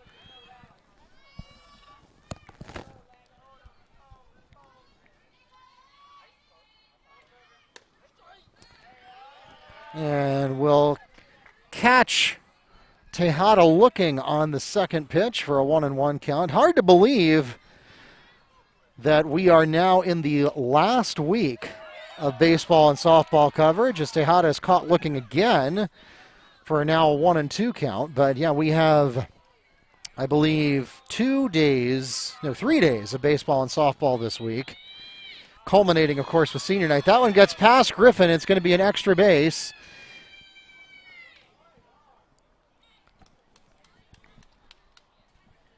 Yeah, I think we definitely hit a record this year.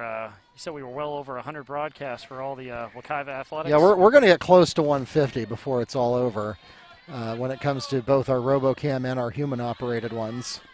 I'm sure we'll break at least 100 just on the human-operated ones alone.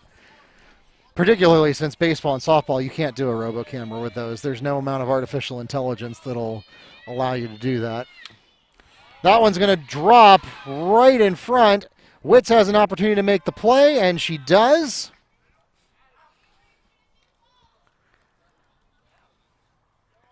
Or does she?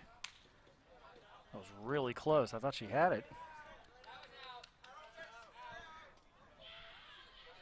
And waiting for the signal here. Okay, it is an out. Play is made at first on the throw from Witz to Schoen.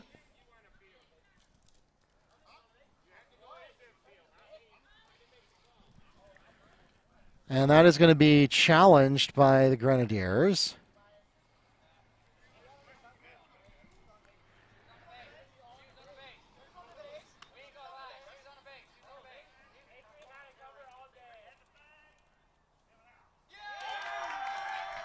And there you have it.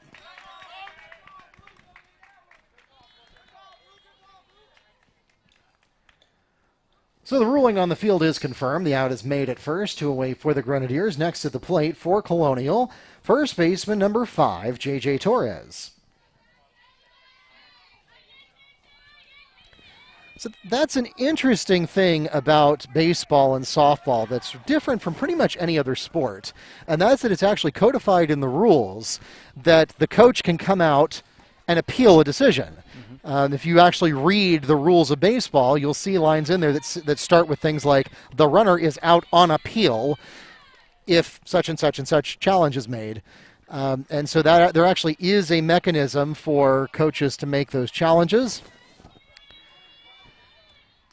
That was a lot more diplomatic than what I see on SportsCenter sometimes. Yeah, well, yeah, and there's also a great history in baseball and softball of coaches getting very animated, in some cases even getting themselves ejected on purpose. That is not something we encourage at the high school level.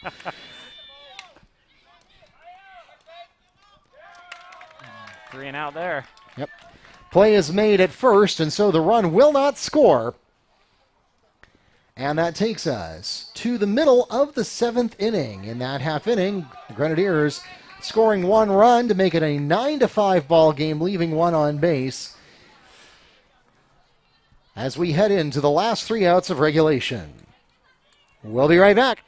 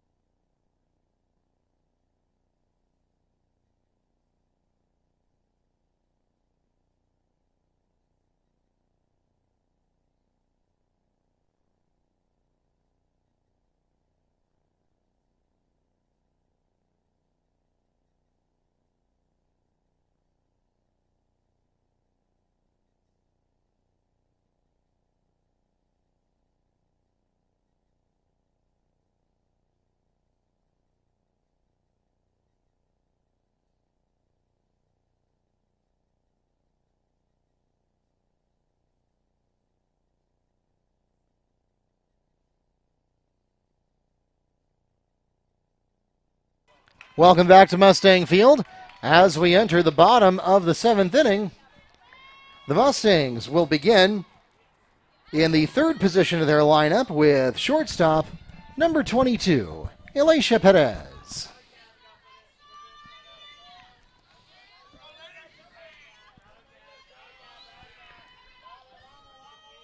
All right, last 3 outs of regulation underway, and we start with a called strike. So the Mustangs will need to make up 4 runs in this half inning in order to stay alive. They have not scored 4 runs in a half inning since the first. That's going deep, and it bumbles off of the shoulder of the left fielder.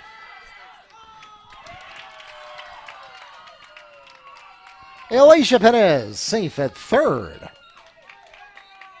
On the E7. Next at the plate for the Mustangs, catcher number 12, Alyssa Griffin.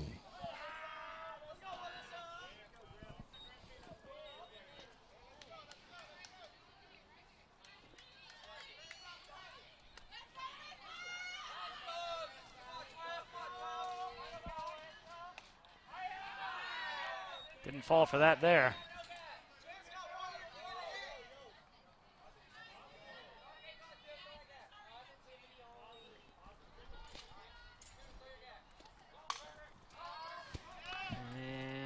It's headed toward in play, and it's caught. But the Mustangs will score anyway.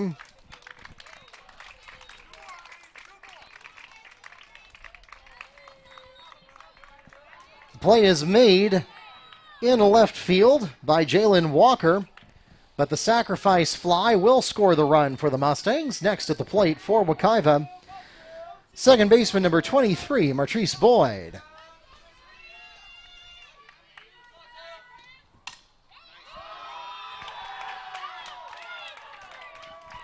Boyd drops one into the short side of right center field, and no man's land. She's safe at first and picks up the hit. Next at the plate for the Mustangs, third baseman number 21, Luis Concepcion.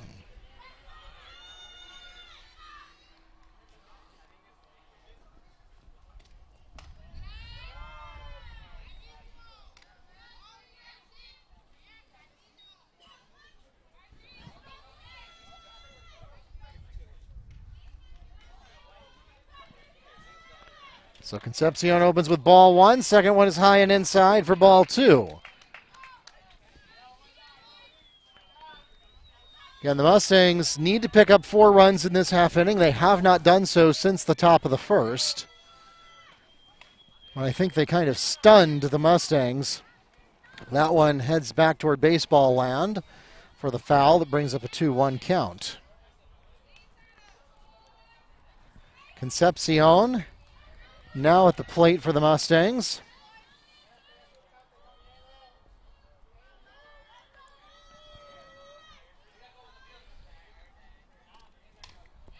Swinging at that one, chopping foul again.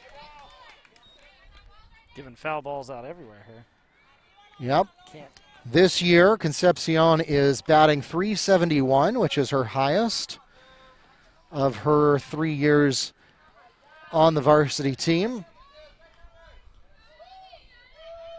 So she is one of the stronger hitters of the Mustang offense, trying to stay alive here with a 2-2 count. Chops at that one. That one is going to just go out of play over the backstop. Lazewski, for her part, is having a pretty decent day. 25 balls, 56 strikes. Witz has 45 balls and 61 strikes. Meanwhile, Concepcion looks at a ball to bring up a full count. And a high ball. Concepcion walks to first.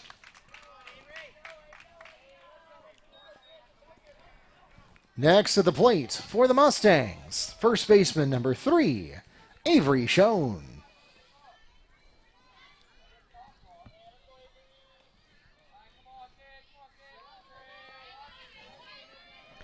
Runners at 1 and 2 now. Are we still on 0 outs? Just making sure. And we've got an error at third. Lost the track of the ball there.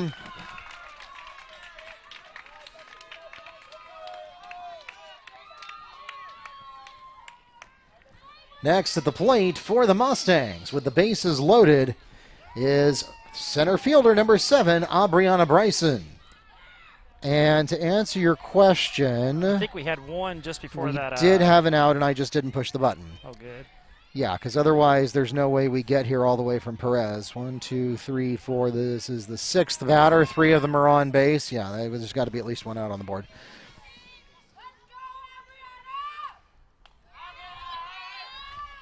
Now keep in mind, one of the dangers of having the bases loaded is that a walk automatically scores a run. And so that is certainly going through Lazewski's mind. Lexi Witz has finished a complete game, and Lazewski is well on her way to one here. Swing and a miss. Now again, another advantage of having bases loaded without 2 outs on the board is that Bryson does not have to reach base to score a run. Even if she's thrown out at first or if there's a fly catch, there's still an opportunity to score. That one is going to third base, play at the plate, and it's there. Now opportunity for a double play. The play is made on the throw from Adi Arlada to Bella Baez for the fielder's choice at home. Still bases loaded, though. 2 away for the Mustangs. Next to the plate for Wekiva, designated player number 24, Cassandra Mark. So yes, as you mentioned, Keith, bases remain loaded, but now with 2 outs on the board, that means that Mark here has to find a way to get to first safely herself while also scoring a run. And doesn't look like Play is made at first on the throw from Rosa over to Torres, and that will take us to the end of the ball game.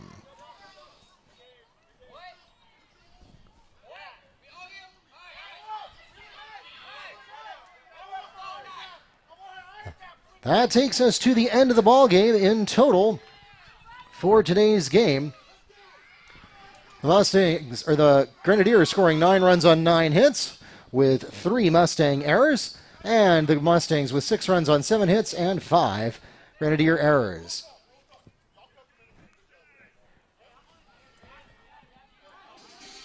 Ladies and gentlemen, we thank you so much for coming out to support your Mustang and Grenadier athletes. Thanks also to those of you who tuned in on YouTube or the NFHS network. We hope that you'll join us again coming up on Friday as the Mustangs bid farewell to the class of 2021. Again, senior night festivities will begin right around 4:30, and then the game will take place at 5 o'clock. Both of those will be live streamed on YouTube and the NFHS network. Coming up tomorrow, both baseball and softball are away. Baseball is at Freedom. Softball is at Dr. Phillips. Both of those games at 6 o'clock. And then, as we mentioned before, the baseball team will be at home on Friday as well. So both baseball and softball will be at home. But again, we'll be focusing our efforts on the senior night ceremony for the softball team, which again begins at 4:30. For those of you here in the ballpark, please drive carefully and arrive home safely. Those of you watching online, please subscribe before you go. Follow us on Facebook, Twitter, and YouTube at Wekiva Sports, and bookmark WekivaMustangs.com for all of your scores, schedules, and more. Good night from Mustang Field.